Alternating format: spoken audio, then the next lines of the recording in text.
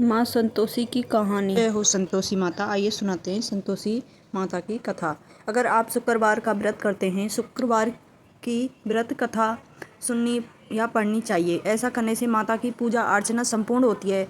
इस आर्टिकल में हमें आपको संपूर्ण व्रत कथा के बारे में बता रहे हैं। आइए बताते हैं शुक्रवार की कथा। एक गांव में एक बुढ़िया रहती थी जिसके 7 बेटे थे। 6 बेटे कमाने जाते, एक बेटा निकम्मा था। बुढ़िया माँ 6 पुत्रों को झूठा 7वें पुत्र को देती। 7वां पुत्र एक दिन अपनी पत्नी से बोला, देखो मेरी माता मुझे कितना प्रेम करती है। वो बोली, क्यों नहीं, सबका जूठन बचा हुआ तुमको खिलाती है। वो बोला, जब तक आंखों से ना देख नहीं सकता, आंखों से नहीं देखता तब तक नहीं मान सकता। पत्नी ने हंसकर कहा, देख लो तब तो मानोगे। कुछ दिन बाद एक बड़ा त्योहार आया। घर में 7 प्रकार के भोजन, चूरमे के लड्डू बने। वह पत्नी की बात को जांचने के लिए सिरदर्द का बहाना बनाकर पतला कपड़ा सिर पर ओढ़कर रसोई में जाकर सो गया और कपड़े में से सब देखता रहा।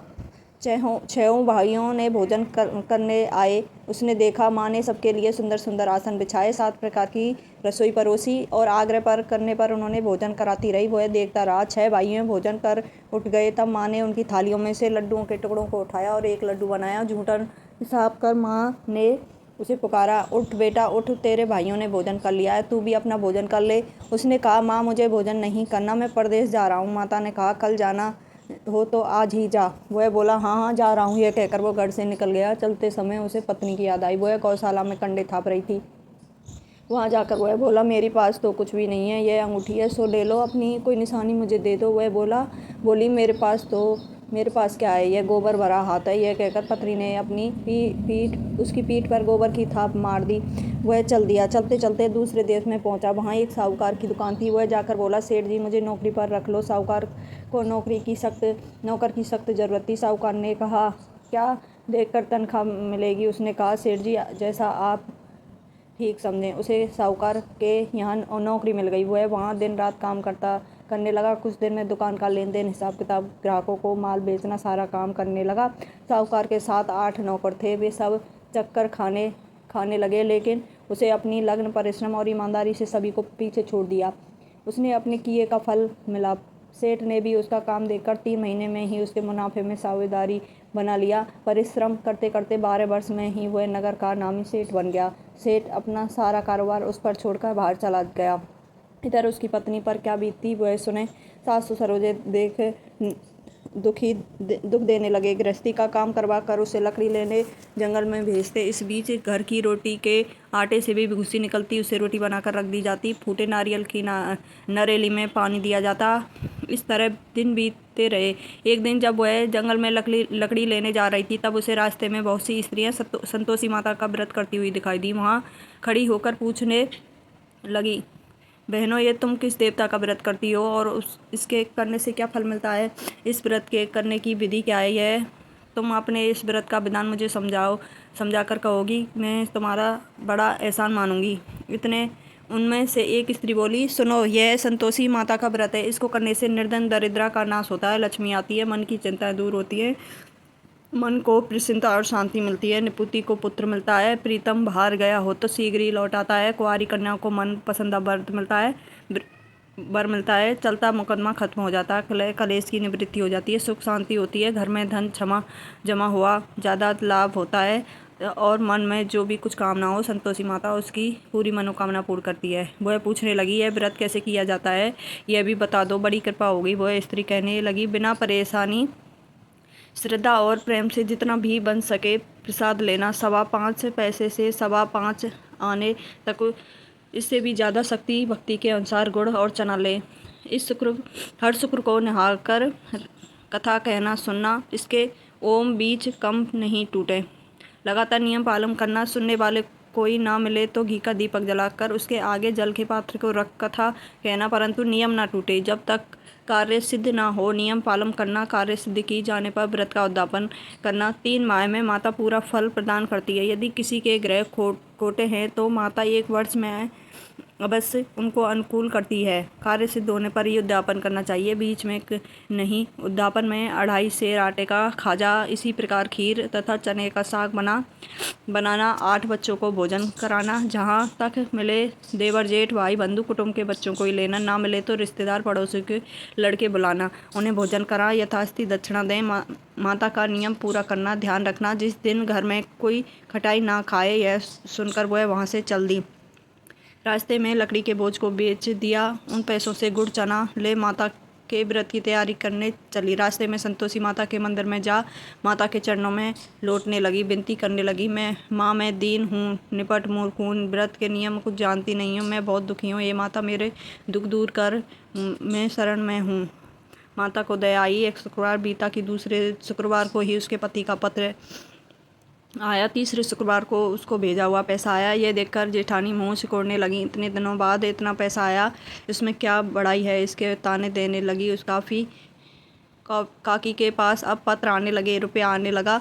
अब तो काकी की खातिर बढ़ेगी, अब तो काकी बुलाने में नहीं बोलेगी। बेचारी सरलता से कहती, भैया पत्र आए, रुपया आए, हम सबके लिए अच्छा है। ऐसा कहकर आंखों में आंसू भरकर संतोषी माता के मंदिर में जाकर मातेश्वरी के चरणों में गिरकर रोने लगी। माँ, मैंने तुमसे पैसा नहीं मांगा, मैंने पैसों से क्या काम, मुझे तो अपने सुहाग से काम है, मैं तो अपने स्वामी के दर्शन और सेवा मांगती हूँ। तब माता ने प्रसन्न होकर, जा बेटी, तेरा स्वामी जल्दी ही आएगा। यह खुशी से बावली होकर वह घर आकर काम करने लगी। संतोषी माँ विचार करने लगी, इस भोली पुत्री से मैंने कह तो दिया है पर कि तेरे पति शीघ्र आएगा, पर आएगा कहाँ से, वह तो इसे स्वप्न में भी याद नहीं करता, उसे इसकी याद दिलाने में मुझे ही जाना पड़ेगा। संतोषी माता ने उस बुढ़िया के बेटे के स्वप्न में समझाया, पुत्र, तेरी घरवाली कष्ट उठा रही है। यह बोला, हे माता, यह मुझे भी मालूम है, परंतु क्या करूं, वहाँ कैसे जाऊं, परदेश की बात है, लेन देन का सारा हिसाब किताब है, कोई जाने का रास्ता नज़र नहीं आता। अगर आप ही कोई राय दिखाएं तो मैं वहाँ कैसे जाऊं।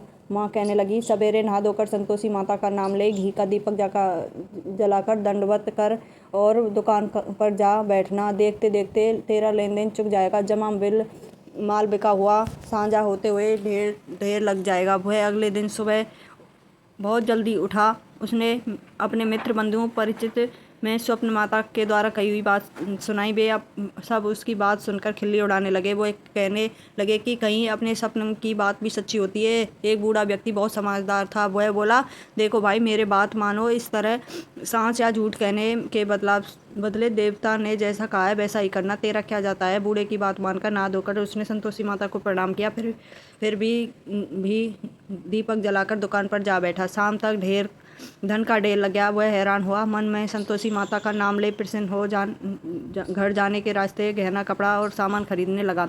सब काम से निपटे वह अपने घर को रवाना हुआ। उधर उसकी पत्नी जंगल में लकड़ी लेने गई। लौटते वक्त थक जाने के कारण वह संतोषी माता के मंदिर में विश्राम करने बैठ गई। यह तो उसका रोज रुकना के स्थान था। धूल उड़ती देख उसने माता पूछा, हे माता, यह धूल कैसी उड़ रही है। माँ ने कहा, हे पुत्री, तेरा पति आ रहा है, अब तू ऐसा कर, लकड़ियों का 3 बोझ बना, एक नदी के किनारे रख, दूसरा मेरे मंदिर पर, तीसरा अपने सिर पर रख। तेरे पति को लकड़ी का गट्ठर देखकर मोह पैदा होगा। यह वहाँ रुकेगा, नाश्ता पानी बनाकर माँ से मिलने जाएगा। तू लकड़ी का बोझ उठाकर जाना और बीच में चौक में गड्ढा डालकर 3 आवाज़ें जोर से लगाएं, लो सासू माँ लकड़ी का गट्ठा लो, भूसी की रोटी दो, नारियल के खोपरे में पानी दो, आज कौन मेहमान आया है। संतोषी माँ की बात सुनकर वह वहाँ बहुत अच्छा माँ कहकर प्रसन्न मन से लकड़ी के 3 बोझ बना लाई। एक नदी के तट पर, दूसरा माता के मंदिर पर रखे और इतने में मुसाफिर वहाँ आ पहुँचा। सूखी लकड़ी देखकर उसको इच्छा हुई कि वह यहीं विश्राम कर ले, भोजन बनाकर खा पीकर गाँव चले। इस प्रकार भोजन कर विश्राम कर अपने गांव में आ गया। इसी समय बहू सिर पर लकड़ी का गट्ठे लिए आई। उसने गट्ठे को आंगन में डाला, जोर से 3 आवाज़ लगा दी, लो सासू जी, लकड़ी का गट्ठा लो, भूसी की रोटी दो, नारियल के खोपरे में पानी दो, आज कौन मेहमान आया। यह सुनकर सास ने अपने दिए हुए कष्टों को भुलाने के लिए कहा, बहू, तू ऐसा क्यों कहती है, तेरे मालिक ही तो आया है, बैठ, मीठा भात खाकर गहने कपड़े पहन। पत्नी की आवाज़ सुनकर उसका स्वामी बाहर आया और उसके हाथ में अंगूठी देखकर व्याकुल हो गया। उसने माँ से पूछा, माँ, यह कौन है। माँ बोली, बेटा, तेरी पत्नी है।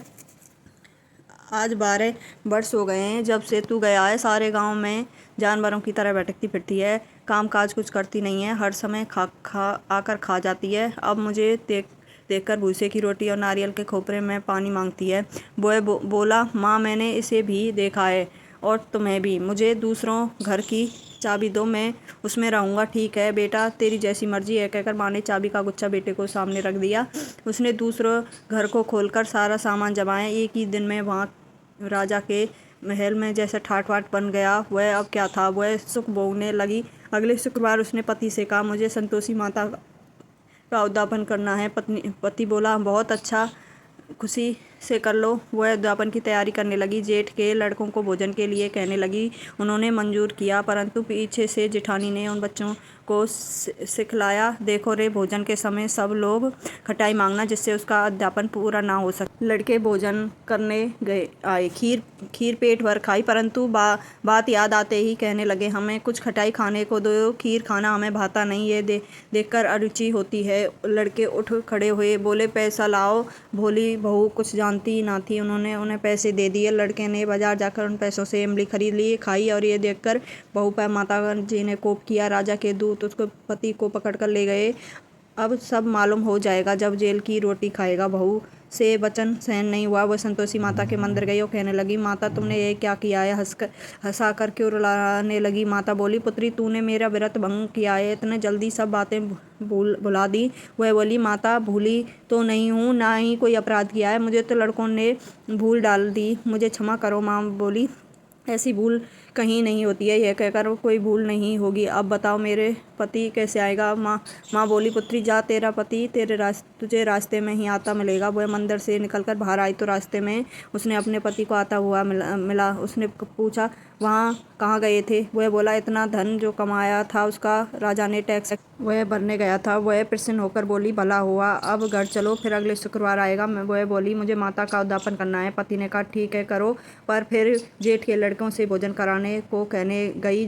जेठानी ने लड़कों को सिखा दिया कि तुम पहले की तरह खटाई मांगना। लड़के भोजन करने बैठे, लेकिन भोजन करने से पहले ही कहने लगे, हमें खीर पूरी नहीं भाती, जी बिगड़ता है, कुछ खटाई खाने को दो। यह बोली, खटाई खाने को नहीं मिलेगी, खाना हो तो खाओ। उनके उठकर चले जाने पर उन्होंने ब्राह्मणों के लड़कों को बुलाकर भोजन करवाया। दक्षिणा की जगह उन्हें एक एक फल दिया। इससे संतोषी माता प्रसन्न हो गई। माता की कृपा से 9 माह बाद उसके चंद्रमा के समान एक पुत्र पैदा हुआ।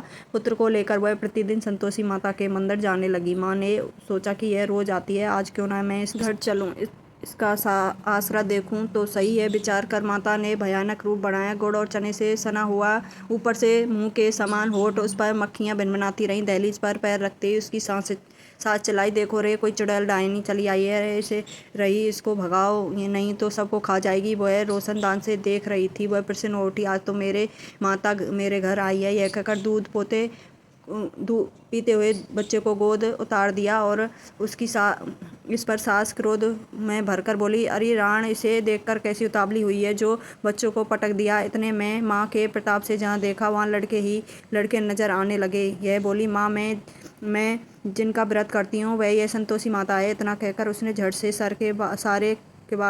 घर के सारे किवाड़ खोल दिए।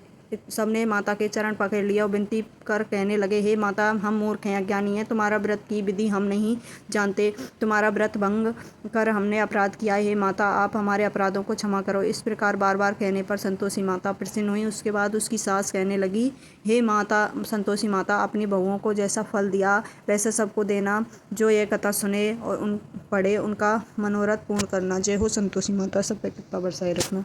जय हो माँ।